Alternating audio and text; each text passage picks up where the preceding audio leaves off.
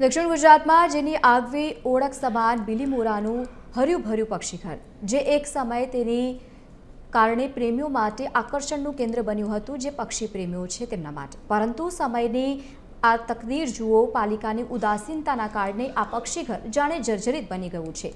લાખોના ખર્ચે બનેલા આ પક્ષીઘરમાં જ્યાં પક્ષીઓનો કલરવ ગુંજતો હતો, ત્યાં હવે નજરે પડી રહ્યા છે તૂટેલા પાંજરા.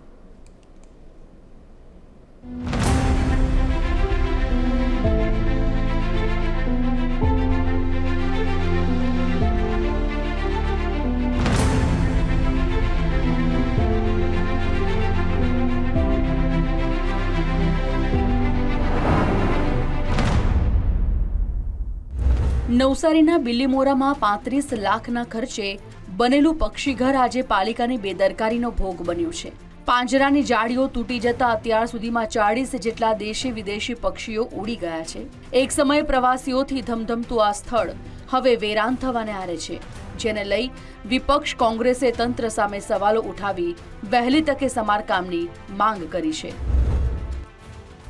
બર્ડ પાર્ક જે બનાવવામાં આવેલું છે બિલીમોરા શહેરનું એક નજરાણું છે, પરંતુ સમય જતાં એની જાળીઓ ને એ બધી તૂટી જતાં પક્ષીઓ ઉડી જવાના બનાવો બને છે, એવી અમને ઘણી વખત ફરિયાદ મળેલી છે. આ પક્ષીઘર એ દક્ષિણ ગુજરાતની નગરપાલિકાઓનું સર્વપ્રથમ પક્ષીઘર છે, જેથી અમે ચીફ ઓફિસરને મૌખિક રજૂઆત કરી છે કે ભાઈ આના ઇજારાદારને બોલાવી જે કંઈ ક્ષતિ હોય એ બધી દૂર કરાવી અને આ જે કંઈ જાળીઓ છે, જે કંઈક ઇજારાદાર અને નગરપાલિકાએ જે કંઈ કરવા જેવું એ મળીને બિલીમોરા શહેરનું આ પક્ષીઘરનું વાહવા આખા ગુજરાતમાં થાય એ રીતનું કરવા અમે વિનંતી કરેલી છે. બિલીમોરા સોમનાથ મહાદેવના દર્શને આવતા શ્રદ્ધાળુઓ માટે આકર્ષણનું કેન્દ્ર બનેલું પક્ષીઘર હાલ જાળવણીના અભાવે ખાલી થઈ રહ્યું છે. જો કે પક્ષીઓ ઉડી જવાની વાતનો સ્વીકાર કરતા પાલિકા પ્રમુખે નવી જાળીઓ મંગાવી હોવાનું અને નવા પક્ષીઓ લાવી પક્ષીઘરને ફરી બેઠું કરવાનું આશ્વાસન આપ્યું છે.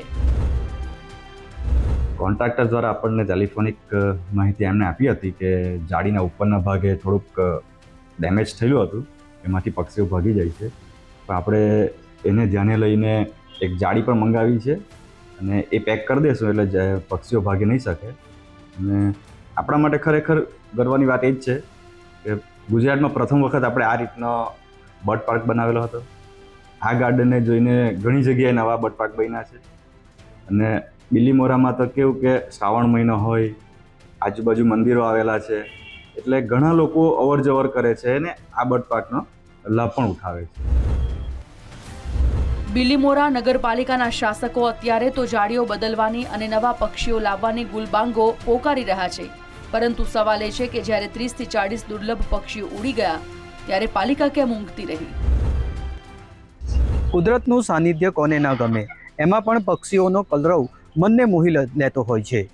આવો જ ભેટ બિલીમોરા નગરપાલિકાએ શહેરીજનોને આપવા માટે 35 લાખના ખર્ચે અહીં બર્ડ પાર્ક બનાવવામાં આવ્યો હતો. આપ જોઈ શકો છો દ્રશ્યમાં કે આ જે બર્ડ પાર્ક છે તે 35 લાખ રૂપિયાના ખર્ચે અહીં બનાવવામાં આવ્યો હતો અને અહીં 250થી વધુ પક્ષીઓ રાખવામાં આવ્યા હતા. પરંતુ હાલ તો આ બર્ડ પાર્ક છે તે જાળવણીના અભાવે જર્જર બની રહ્યો છે, વિરાન બની રહ્યો છે, કારણ કે અહીં જે પક્ષીઓ જે છે તેની જાળવણી યોગ્ય પ્રમાણમાં થઈ શકતી નથી. આ જે બાગમાં જે જાળીઓ લગાવી છે એ જાળીઓ તૂટી ગઈ છે, જેના કારણે આ જાળીમાંથી નાના પક્ષીઓ છે તે બહાર નીકળી જાય છે અને તે પક્ષીઓ આવતા નથી, ક્યાં તો એનો શિકાર પણ થઈ જાય છે. એટલે એક પક્ષીઓના સુરક્ષા માટે પણ આ જાળી લગાવવી જોઈએ તેવી એક માંગ અહીં ઉઠી છે. બીજી તરફ અહીં જે પ્રમાણે ખર્ચો કરવામાં આવ્યો હતો તેને લઈને પાલિકાની આવક પણ અહીં થઈ રહી હતી, કારણ કે બિલીમોરા શહેરમાં સોમનાથ મંદિર આવેલું છે, પ્રવાસન ધામ તરીકે એ ગુજરાતમાં વિખ્યાત છે. ત્યારે જે લોકો સોમનાથ મંદિરે આવતા હોય છે તે લોકો અહીં બર્ડ પાર્કની પણ મુલાકાત લેતા હોય છે. ત્યારે આ જે બર્ડ પાર્ક છે તે લોકોના માટે ઘણું કારગર સાબિત થઈ રહ્યું હતું, પરંતુ આ જે બર્ડ પાર્કમાં નગરપાલિકાને કોઈ પણ જાતનો રસ ના હોય તેવી સ્થિતિનું નિર્માણ થયું છે, કારણ કે જે પ્રમાણે આની રખરખાવ રાખવો જોઈએ તે રખાતો નથી, જેને કારણે આ જે બર્ડ પાર્ક છે વિરાન બન્યું છે. હાલ તો બિલીમોરાના શહેરીજનો દ્વારા આ પાર્કને ફરીથી યોગ્ય પ્રમાણે જાળવણી કરીને એને બિલીમોરાની શહેરવાસીઓને ભેટ આપવામાં આવે તેવી માંગ બિલીમોરાના શહેરવાસીઓ કરી રહ્યા છે. પરિમલ મકવાણા, TV13 નવસારી.